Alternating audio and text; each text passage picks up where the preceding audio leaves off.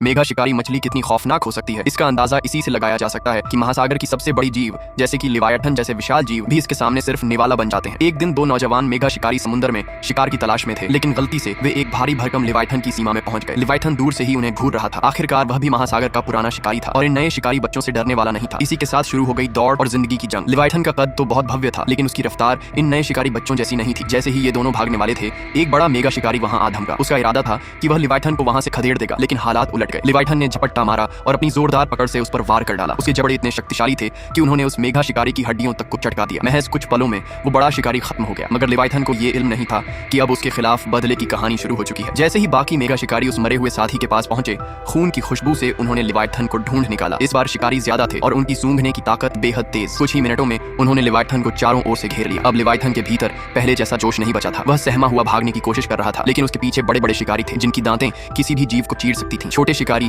उसके सामने घूमकर उसका ध्यान भटका रहे थे, जिससे वह साफ दिशा में भाग भी नहीं पा रहा था। उसी वक्त एक और बड़ा शिकारी आया, जिसका आकार लिवायथन के बराबर था, लेकिन वह नया था। न ज्यादा शिकार देखा था और न लड़ाई का अनुभव था। लिवायथन ने मौके का फायदा उठाया और झपट कर उसका सिर अलग कर दिया और घेरा तोड़कर निकलने लगा। मगर जैसे ही वह निकलने वाला था, एक और विशाल और चालाक शिकारी ने पीछे से उस पर तीखा वार किया। यह सबसे चतुर था और उससे भी बड़ा। उसने अपनी नुकीली कतरनों से लिवायथन का शरीर तार तार कर डाला। पलों में ही उसकी सांसें खत्म हो गईं। शायद उसे खुद भी नहीं पता था कि उसका आखिरी वक्त इतनी जल्दी आ जाएगा। उसका शव समंदर की गहराई में उतर गया, लेकिन वो लाश मेघा शिकारियों के लिए एक जबरदस्त भोज बन चुकी थी।